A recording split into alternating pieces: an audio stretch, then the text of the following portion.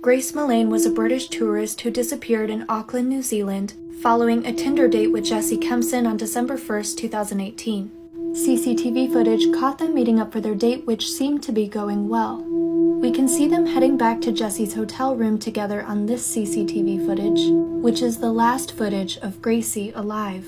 The next morning, we can see Jesse entering an elevator alone. He goes into a store and buys a suitcase which he would later put Gracie's body in, and then he heads out to buy cleaning supplies. He returned home in a cab to dispose of Grace's body, but not before taking 7 intimate photos of her, posing her dead body to get the exact shots he wanted.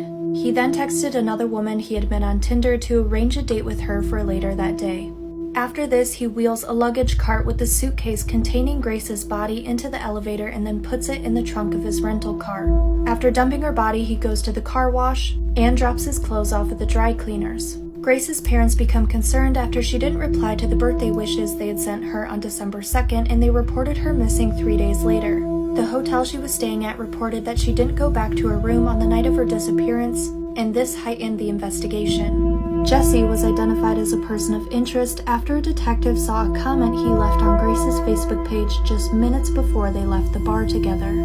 He wrote, "Beautiful, very radiant," under Grace's updated profile picture. Grace's body was found on December 9th. She had been placed in a fetal position inside of the suitcase that Jesse had purchased.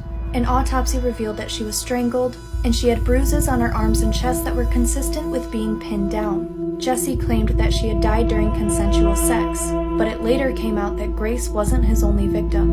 It turns out that Jesse had met another British tourist on Tinder and sexually assaulted her 8 months before he killed Grace, and multiple other women came forward detailing similar encounters with him. For many months during the trial, Jesse's identity was protected, but that was finally removed after he lost an appeal against his conviction for murdering Grace. He was sentenced to the 17-year minimum sentence for murdering Grace Millane and was given an additional 11-year sentence for the assaults against multiple other women.